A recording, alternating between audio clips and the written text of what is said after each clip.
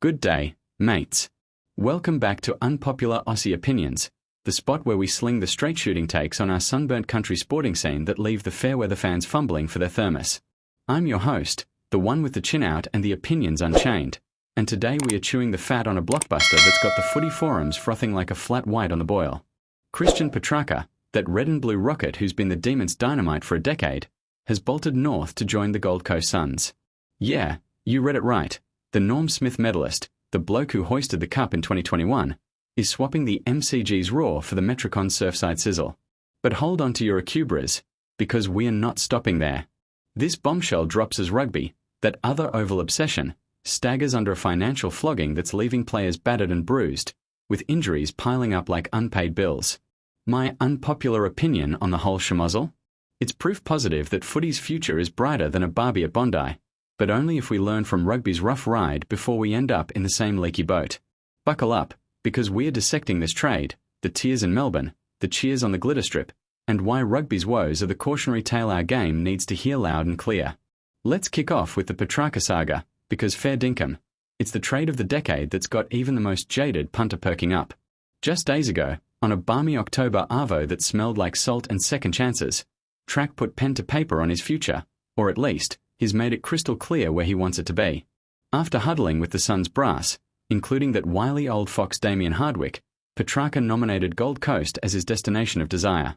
No more grey skies over Jollimont. It's hello to the theme parks, the endless summers, and a midfield that's about to go from promising to premiership pedigree.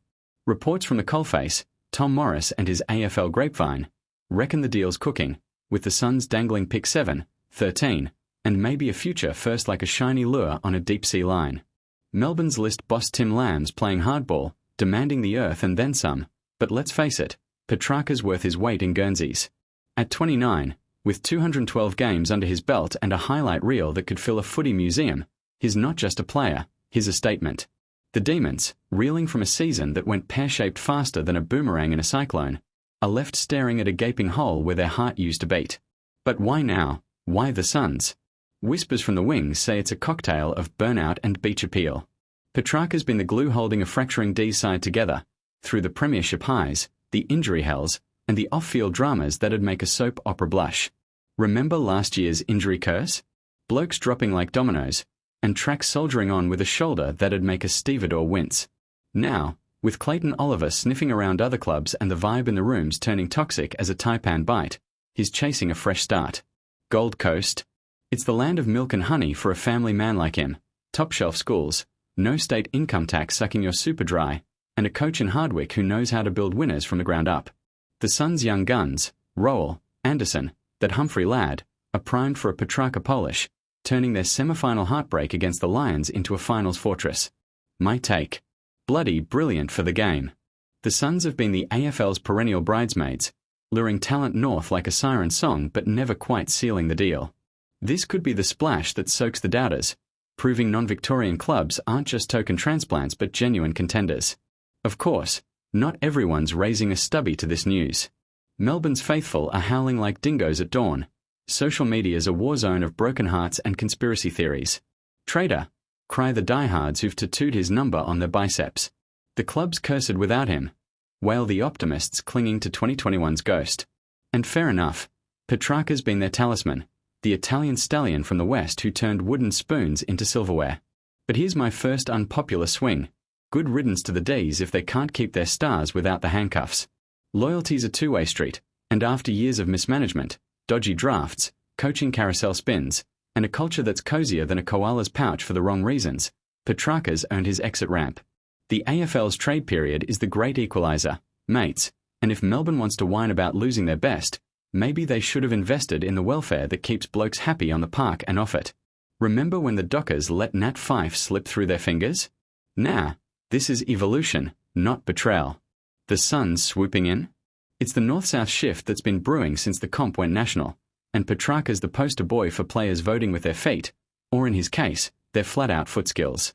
Now, let's pivot to the paddock next door, because while footy's fizzing with this transfer tango, rugby's getting a financial belting that's got players paying the price in blood, sweat, and snapped ligaments. Rugby Australia, that beleaguered beast, just tabled its books for the year, and it's uglier than a front bar brawl on a Friday night. a whopping $36.8 million deficit, red ink thicker than the Murrumbidgee in flood.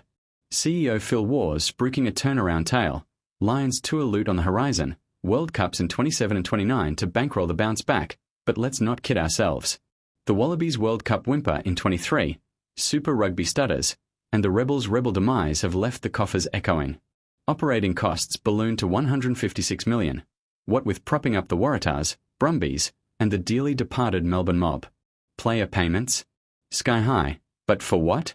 A participation bump of 15% sounds peachy, but when your national team's copping hidings from the Poms and the Springboks treat you like tackling practice, it's cold comfort. And here's the gut punch. As the dollars dry up, the bodies are breaking down. Rugby's injury ward is busier than a servo on Rego Day. Concussions, knee reconstructions, shoulders slung like sad accordions. The AHW's latest yarn reckons sports injuries hospitalised 62,100 Aussies last year, with rugby, union and league lumped in, punching way above its weight in the pain stakes. In NRL land, it's a full-blown crisis, 27-round slog turning warriors into walking wounded, with legends like Xavier Coates nursing Achilles' woes and Zach Lomax sidelined by gut grippers. Broncos icon Corey Parker's banging on about 70 blokes unavailable some weekends. That's $12 million worth of talent on the scrap heap. Over in Union, the Wallabies medicos are patching up locks and fly halves faster than you can say scrum feed, with studies from way back in '02 still ringing true. Injury rates spiking in the pro era, peaking in that brutal third quarter when legs turn to jelly. Rugby Australia's got protocols, hotlines for spinal smashers, insurance through SLE worldwide. But it's lipstick on a pig when the fixtures of flesh-eating frenzy and the funds for fancy rehab are funneling into survival mode. My unpopular opinion here. Rugby's financial fiasco is the Frankenstein's monster of its own making. Too many cooks in the kitchen, not enough cash in the till, and a player pipeline that's leaking like a sieve to French clubs dangling euros. Those teenage guns like Heinz Lamodo. Poached before they've laced a boot, because Ra's too skint to sweeten the pot. Participation's up, sure, but at the elite end, it's a meat market where blokes are chewed up and spat out by 30, nursing war wounds that'd fell a lesser man. Compare that to footy. The AFL's injury bugbear is real, ACLS folding like cheap lawn chairs, but we've got the TV rights war chest to cushion the blow. Petracca's move. It's a luxury rugby stars can only dream of, chasing sunshine and stability without the spectre of bankruptcy breathing down your neck. If Hardwick's sons can harness Track's talent without turning him into tomorrow's stat sheet casualty, it'll be a masterclass in what rugby's getting dead wrong. Tying it all together, this Petracca pilgrimage north isn't just a player's whim. It's a mirror to the madness in our multi-code mayhem. Footy's feasting on expansion dreams, with the Suns and Swans siphoning talent like the Murray-Darling at full tilt, while rugby's scrambling to stem the bleed. Imagine if RA had the gumption to flog off the clubs to private punters, open the transfer floodgates like the French have done?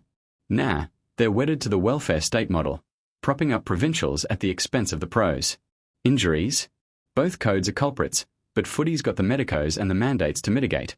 Mandatory off-seasons, tackle tweaks, and a players' association with teeth sharper than a saltwater crack.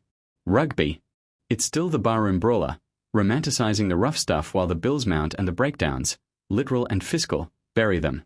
For Petracca, it's Chapter 2, linking up with a Sun squad that's equal parts prodigy and Polish. Picture it, Track slinging handballs to roll, bombing goals over the top to King, Hardwick's game plan clicking like a well-oiled ute. The trade's teetering, with Lamb holding out for Flanders or Humphrey in the mix, but it'll land. Melbourne. They'll lick their wounds, chase Mihochek or that Heath Ruck kid, and pray the rebuild doesn't rhyme with rebuild one too many times. And rugby. Wake up, you wallabies, trim the fat, treat your troops like treasures, or watch the crowds flock to the footy faithful.